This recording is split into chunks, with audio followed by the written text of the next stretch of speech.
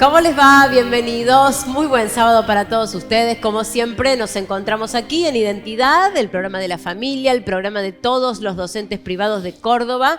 Y hoy con un tema que vamos a charlar y vamos a debatir y esperamos que así sea, porque vamos a hablar de la crianza respetuosa y el valor de la educación emocional. Es por ello que estoy acompañada por ellos, que nos van a contar un poco cómo se hace, ¿no? Tengo esa pregunta ahí, ¿cómo se hace?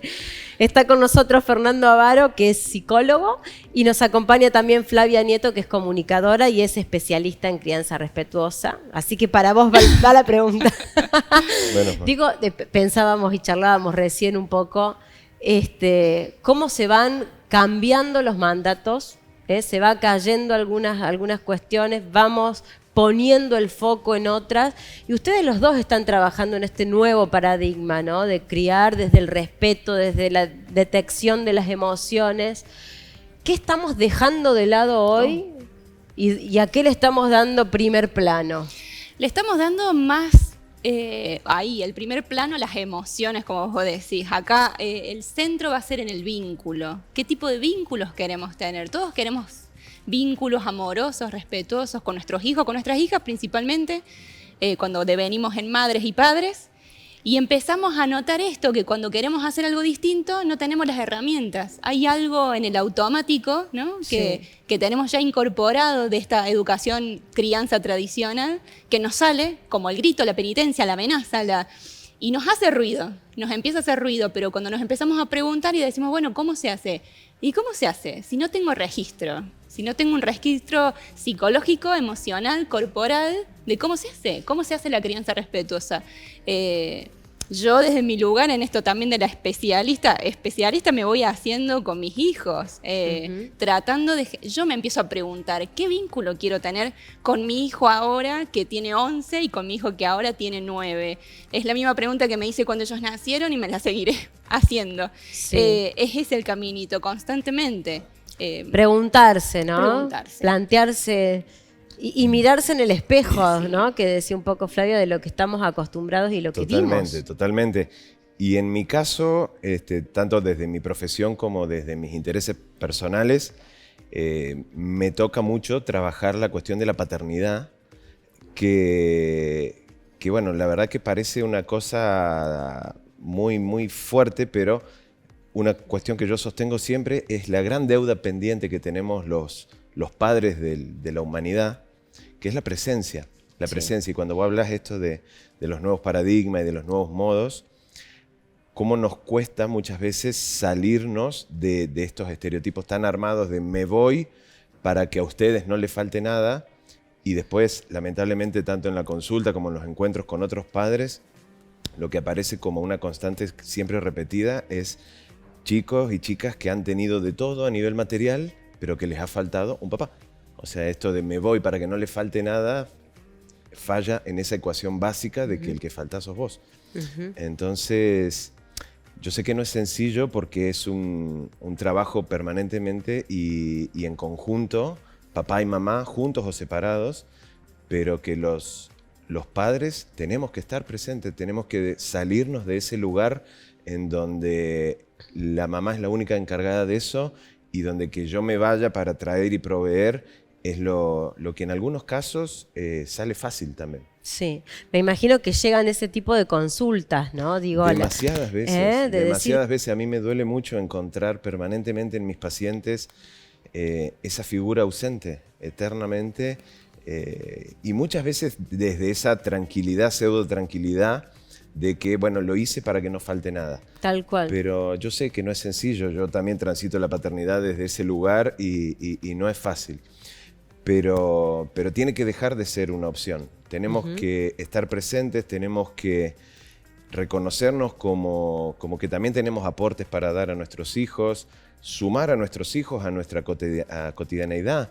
Sí, si podemos incluirnos, dejar de que sea la niñera, la abuela, la mamá o el que sea el primer lugar para depositarlos y yo ir a hacer mis cosas. En nuestras cosas también están incluidos nuestros hijos y nuestras hijas. Claro. De hecho, hoy la traje. Así que, está con nosotros. Así que, bueno, creo que de eso se trata. Empezar los papás, varones, sí, a saldar un poco de esa deuda que tiene siglos. Tal cual, tal cual. Y pienso también en la culpa, ¿no? Porque ese no estar presente hace que también todo el tiempo estemos sintiéndonos en deuda, ¿no? Que estemos con esa culpa. En algunos casos sí, y en otros también encuentro, lamentablemente muchas veces, la sorpresa de que cuando los hijos, las hijas han crecido y ya tienen 15, 20 o más, Sí.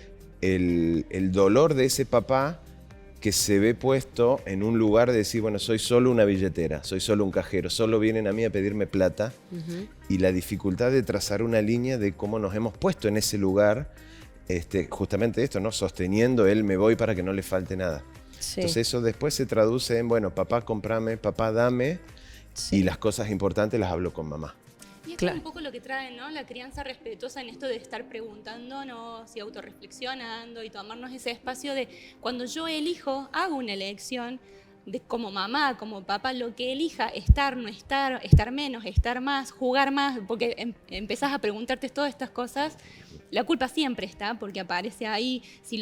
Si yo me hubiera enterado de esto antes y empezás con todo esto, pero cuando yo hago una elección más consciente, en que este es mi contexto, recién hablábamos, ¿no? No es lo mismo si tengo un niño de 1 año, a un adolescente de 14, a si me estoy separando, a si me estoy mudando, a si lo que sea que esté atravesando. Entonces, Claro. si yo en el contexto en el que estoy tomo una decisión consciente, lo hago desde ese lugar, ¿no? Entonces van a pasar los años y voy a decir, no, yo tomé esta decisión porque era lo que podía en ese momento, eran las herramientas que yo tenía en ese momento. Entonces en esto de estar preguntándonos es ir viendo, ¿no? Esto, de trazar el camino, ¿cuál es el vínculo que yo quiero tener? Sí, yo pienso, digo, que a veces trasladamos a las infancias, a nuestros hijos, todos nuestros fracasos de yo no pude hacer tal cosa y quiero que él no le pase lo Totalmente. mismo, quiero que él lo haga. Pero además de todo lo que transmitimos nosotros como papás, tenemos todo este contexto que vos decís y esta sociedad que nos está diciendo permanentemente Totalmente. que tu hijo sea atleta, que maneje 4 idiomas, que sea exitoso, que esté bien físicamente, que se alimente bien. Digo, tenemos toda una sociedad que nos está diciendo Sí, esto. Nos perdemos. ¿Eh? Nos ¿Cómo, perdemos. cómo se trabaja, digo, esto? No perder el foco en el niño que yo tengo al frente. Esto es como mi mantra todo el tiempo y el caballito de batalla con mis talleres y los encuentros que damos con la Dani Ramos. Estamos todo el tiempo. Es no perdamos el foco del niño, de la niña que yo tengo al frente, de comprender su contexto, de comprender su necesidad. En esto del vínculo, es volver de nuevo a eso. Cuando yo conecto con ese niño, cuando yo sé quién es, cuando yo sé muy bien quién es mi hijo y qué necesita, entonces todo lo que viene ahí afuera es ruido, ¿no? Son Claro. presiones y son cosas, pero cuando yo sé esto, cuando yo tomo una decisión en mi contexto y digo que esto es lo mejor para él, lo hago desde esa conciencia. Entonces la culpa ya se minimiza y todo eso. Claro, y cuesta, digo, Fer, esto de decir, bueno, este es él, no Es soy que- yo, Ay. chiquito. Es que en realidad yo iba a sumar a lo que Ahí dijo va. la Fla y unir con lo que dijo antes también. Antes de eso, o en simultáneo, no sé si antes, es quién soy yo. Ahí va. ¿Y qué me está pasando a mí? Cuando ella decía, no es lo mismo cuando me estoy separando, cuando me estoy mudando, cuando... y los papás y las mamás tenemos también mucho de esa carga de que tenemos que ser fuertes, ¿no? El famoso para que yo tengo que estar bien para que ellos no me vean mal. Y si bien, por supuesto, que los roles no se pueden invertir y tampoco yo puedo caer en que mis hijos me consuelen y todo, o buscar esa paridad de, bueno, yo le cuento todo porque son los únicos que me entienden, salirse de ahí, por supuesto, pero también permitirnos en esto de la crianza respetuosa y de la educación emocional, también permitirnos el hablar de lo que a mí me pasa, ¿sí? Y sin meter detalles, pero decir, mira, no estoy pasando un buen momento, esto me está doliendo, esto me está costando, esta situación es dura, es difícil para mí como papá, como mamá, nos humaniza, no tenemos que ser super papá, Invencible. super mamá, sino que para mí la palabra que me ha atravesado siempre y que es uno de los pilares permanentes es la coherencia. ¿Sí? Esta coherencia, como decía la Fla también, entre lo que está pasando afuera y lo que me está pasando adentro. No cambiemos nunca los lugares. Yo soy papá, yo soy mamá y el que está enfrente es mi hijo, mi hija que necesita que yo lo cuide. ¿Sí? No se invierte nunca.